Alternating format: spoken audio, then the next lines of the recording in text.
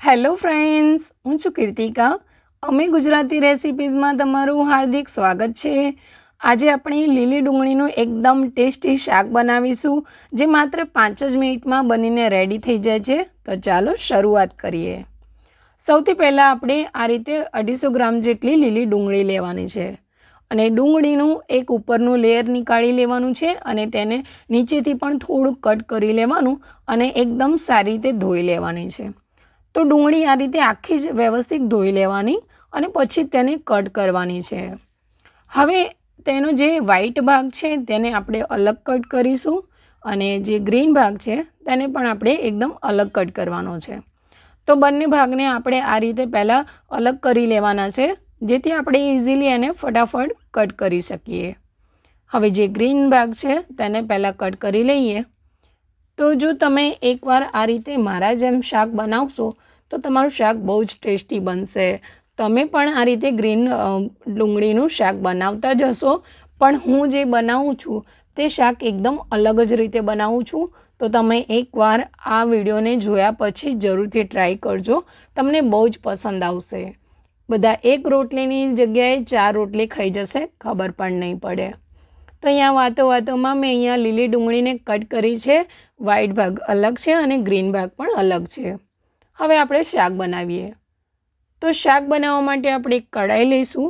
તેની અંદર આપણે 1.5 ટેબલસ્પૂન જેટલું તેલ એડ કરીશું અને ગેસની ફ્લેમ ઓન કરી લઈશું. તેલ ગરમ થઈ ગયું છે તો અડધી ટીસ્પૂન જેટલું જીરું એડ કરીશું અને 1/4 ટીસ્પૂન જેટલી હિંગ એડ કરીશું. આ બંને વસ્તુ સારી રીતે થઈ જાય પછી આપણે લીલી ડુંગળીનો વ્હાઈટ ભાગ એડ કરવાનો છે. તો પહેલાં આપણે આ વ્હાઈટ ભાગને એકદમ સારી રીતે સાંતળી લેવાનો છે. તો અહીં ગેસની ફ્લેમ મેં હાઈ જ રાખી છે. ગેસની ફ્લેમ ક્યારે સ્લો રાખવી તે હું તમને વિડીયોમાં કહેતી રહીશ. તો આને આપણે 1 થી 2 મિનિટ માટે સાંતળ્યા પછી અડધું નંગ ટામેટું આ રીતે રફલી ચોપ કરીને એડ કરવાનું છે.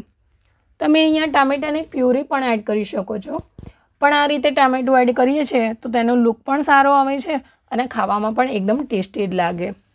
તો હવે અહીંયા મેં 2 નંગ તીખા લીલા મરચાં એડ કર્યા છે. આ ટોટલી ઓપ્શનલ છે, પણ એડ કરશો તો સ્વાદ થોડોક વધારે જ સારો આવશે. તો હવે આને પણ આપણે સાંતળી લેવાનું. હવે બધી વસ્તુ થઈ જાય પછી આપણે જે લીલો ભાગ છે તેને પણ એડ કરી લેવાનો છે અને એકવાર તેલનું જે કોટિંગ જે ગ્રીન ભાગ છે તેના ઉપર આવી જાય એટલું એને મિક્સ કરી લેવાનું અને પછી આપણે બધા મસાલા એડ કરીશું.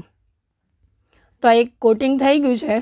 હવે આપણે મસાલા એડ કરીએ. તો પહેલાં આપણે સ્વાદ પ્રમાણે મીઠું, પછી લાલ મરચું 1.5 ટીસ્પૂન જેટલું, અડધી ટીસ્પૂન જેટલી હળદર, 1 ટીસ્પૂન જેટલું ધાણા જીરું પાવડર અને 1/4 ટીસ્પૂન જેટલું ગરમ મસાલો. બધી વસ્તુને આપણે સ્લો ફ્લેમ ઉપર મિક્સ કરવાની છે. અહીંયા ગેસની ફ્લેમ હાઈ નહીં રાખવાની, નહીં તો જે મસાલા છે તે દાજી જશે. તો બસ આ રીતે આપણે એને થોડાક સેકન્ડ એટલે કે 30 સેકન્ડ જેટલું આપણે એને થવા દેવાનું છે અને પછી આપણે તેમાં પાણી એડ કરવાનું છે. તો અહીંયા મેં અડધો ગ્લાસ જેટલું પાણી લીધું છે. તો અડધા ગ્લાસથી થોડુંક પણ તમે થોડુંક વધારે એડ કરી શકો છો. હવે આપણે મીડિયમ ટુ હાઈ ફ્લેમ ઉપર આ પાણી નાખ્યા પછી તેને સારી રીતે મિક્સ કરવાનું છે અને મીઠું જો ઓછું લાગે તો તમે તમારા સ્વાદ પ્રમાણે થોડુંક એડ કરી શકો છો. હવે આ જે પાણી એડ કર્યા પછી તેને એકવાર ઉકળવા દેવાનું છે. તો એકદમ સારી રીતે ઉકળવા દેવાનું. એકદમ સારી રીતે ઉકળી ગયું છે. તો હવે લાસ્ટમાં આપણે ગાંઠિયા એડ કરીશું. આ જ એવી વસ્તુ છે કે જેનાથી આનો સ્વાદ 100 ગણા વધી જશે. તો અહીંયા અમે જાડા ગાંઠિયા લીધા છે, પણ જો તમારે જાડા ગાંઠિયા ના લેવા હોય તો તમે જે રતલામી સેવ કે પછી જે ઝીણી સેવ આવે તે પણ તમે નાખી શકો છો. અને જો તમારે એ ત્રણમાંથી કંઈ જ ના નાખવું હોય તો તમારે પાણી થોડુંક ઓછું એડ કરવાનું અને જે શાક છે તેને થોડુંક થવા દેવાનું. એમ પણ તમે બહુ જ ટેસ્ટી આ શાક લાગે છે.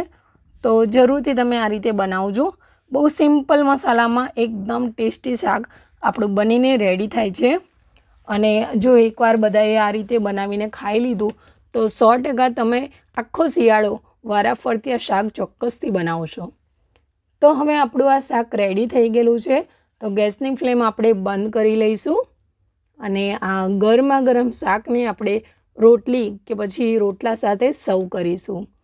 તો તમે જોઈ શકો છો કે જોતાં જ આપણને ખાવાનું મન થાય એટલું સરસ આપણું આ શાક બન્યું છે.